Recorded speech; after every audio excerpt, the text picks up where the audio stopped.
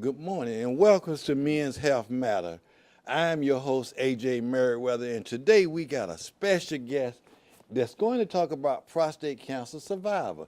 We have Mr. Quentin Jones, a survivor, a passionate believer in early detection, a passionate believer in sharing his journey. So today we just want to hear a survivor a survivor's journey who recently been diagnosed and recently got treatment. Mr. Quentin Jones, welcome. Thank you. Welcome to the show. Thank you, AJ. Quentin, just give me a little, were you familiar with prostate cancer before that your diagnosis, and did you know anyone who had it? I knew of a few men at my church that had prostate cancer, found an employee that had it, and some members of my fraternity that had prostate cancer, but I never really indulged in any serious conversation with them about prostate cancer. Quentin, tell me a little bit about. I jumped, so I'm so excited to get your story. Till I jumped so fast. Tell me a little bit about yourself for the audience to understand who is Mr. Jones. Well, I'm Quentin Jones Sr. I have a wife, I have a son, an extended family. I'm a member of St. Stephen's AME Church. I'm retired, worked 33 years in state government, and do some part-time work for the Jaguars in security. And I just turned 66 years old. I've had some health issues in the past, and now I call it like the three-headed monster, dealing with type 1 diabetes, stage 3 kidney disease, and now prostate cancer.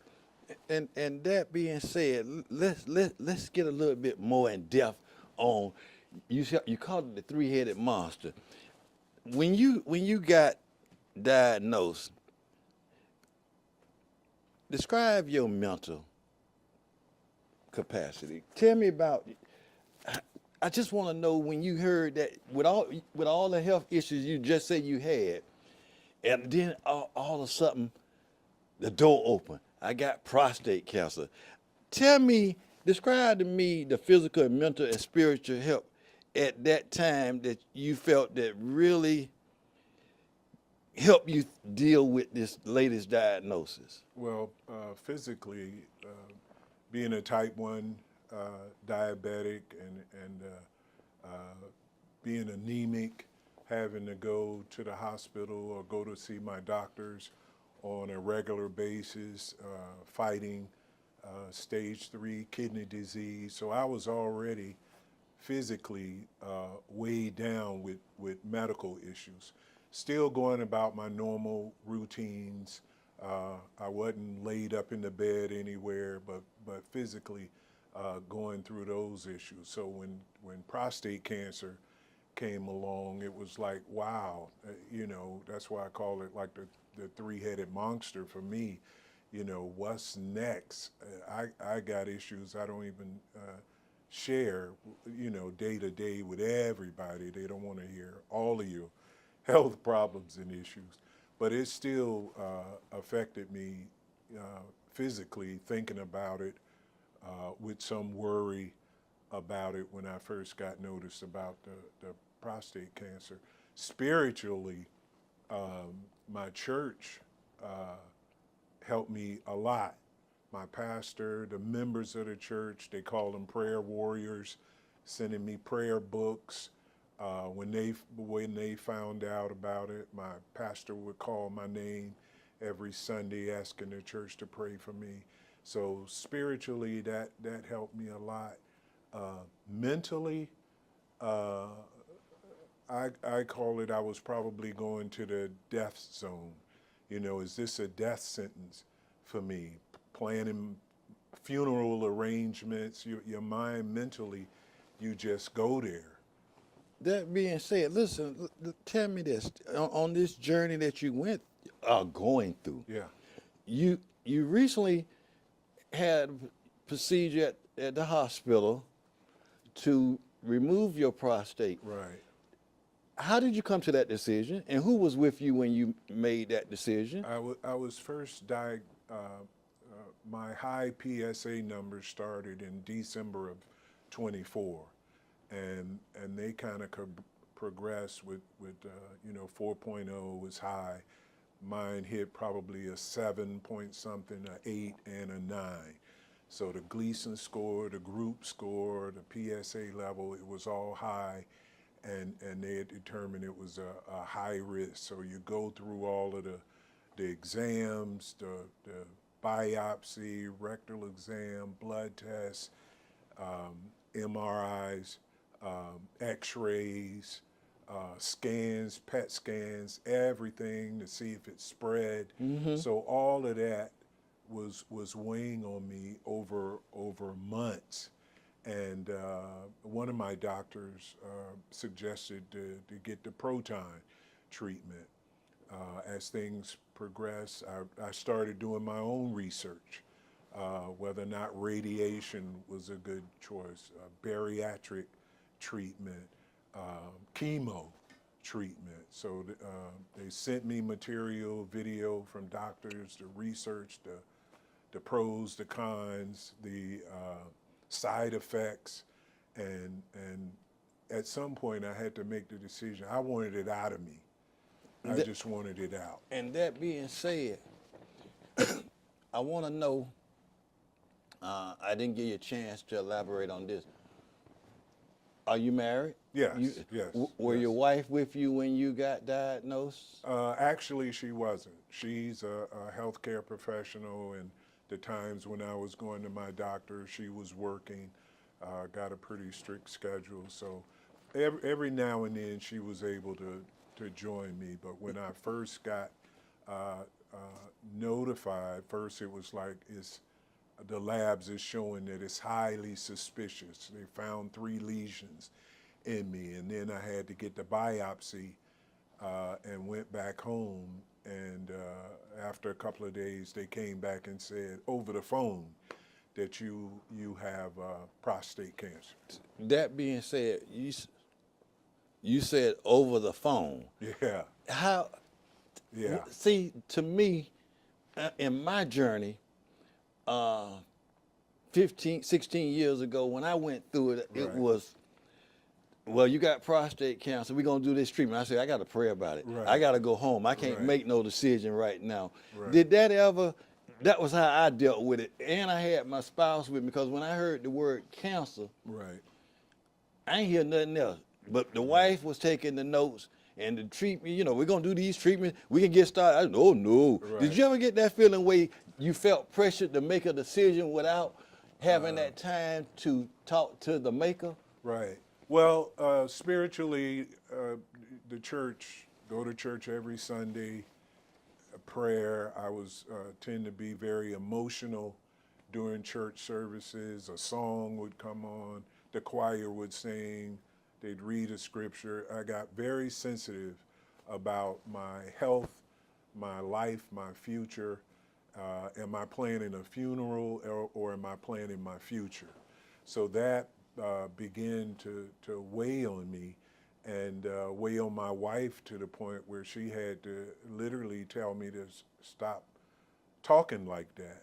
Do you want to live, or do you want to die?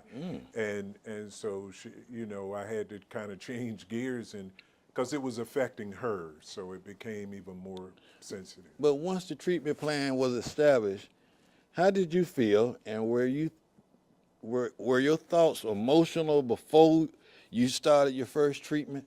Well, it was more of testing, because I did surgery, so it wasn't any radiation, wasn't any chemo. I read about all of that. Parts of that kind of scared me, reading that some of those treatments kill your white blood cells, your good cells, and you can catch cancer from some of these treatments. It could give you another cancer. So that worried me a lot. Life expectancy, how am I going to handle this? The side effects, no matter what I did, it was side effects involved. So it was very, very stressful. to the point where, you know, in meeting with the doctors, and I had to keep my sense of humor about this too. Even meeting with the doctor, I would say, so what if I do nothing? What if I do nothing? And they kind of explain what would happen to my body with my high-risk prostate cancer and how it would begin to deteriorate. That being said, I wanna dig a little deeper. Tell me about, me and you had a conversation before we started. You shared with me about a gene therapy. Right. I had never heard of the gene therapy, and there's two parts to this. One, I want you to tell me about this gene therapy, and two, did you have a support group? Support cast when you got this new? Did you Yes. talk to someone? Was someone talking to you to help keep you encouraged doing this and just being there for you? Because as a survivor, we kind of go through that part way. Woe with me. Right. Am I gonna be here tomorrow? Right. But then when you got somebody else who looks like me, who's talked like me, but done been through it, Right. did that give you encouragement? Yes, it did. I had a very large support group, and you know, my wife played such a major role because she's a healthcare professional and has 40 years experience dealing with patients in New York and here in Florida. So I call her Dr. Kim. She was my #1 support person. I could bounce anything off of her. She was strong. If I got weak, she was strong. So she was very supportive. But with the genomics, the gene process, I talked to one of my doctors talking about the genes or the history of cancer in my family, and I always thought of cancer, that's something somebody over there got. I don't have that. Even in members of the family, that's something they got, and never connecting that it's part of your gene, it's part of your family gene. And so, in part of the study, I'm finding cancer on my mother's side, cancer on my father's side, and then so I decided to submit blood to my doctors so they could run the tests, run the labs, and it came back with a pathogenic detection that came back and told me that even though they took out all of the lymph nodes and tested them, sent it to the lab, took all of the cancer, the prostate removed, took all the cancer out. And so with that, one side was you're cancer free, but you carry, they told me, I carry the hereditary gene, the pathogenic gene that causes hereditary cancer. So here I am, 66 years old, carrying the hereditary gene for cancer all of my life and didn't know it. And so I was tested, they detected it, ran my blood against 70 different cancers, and 2 came back for me to have in the future, that I might have a 15 to 20% chance of getting breast cancer. Breast cancer? And yeah, breast cancer. Surprising to me too. Yeah, man can As get it. part of this journey, my sister was diagnosed with breast cancer in January. So we've been talk about the support group, we've been going through it together. The other cancer was like a 5–10% chance of catching pancreatic cancer. So they sent me this long medical report and told me to share it with my son and my sister and my brother so they could be tested to see if they carry that gene as well. And that being said, you know, you're right. Because in my family, see, I didn't know about that study. Right. You enlightened me about a study at a Pacific program place. Right. That you can do that. In my history, I got 2 older brothers. We all done had prostate cancer. Right. I got 2 nephews that done had prostate cancer, 2 nieces that done had breast cancer, and I already know we got a family.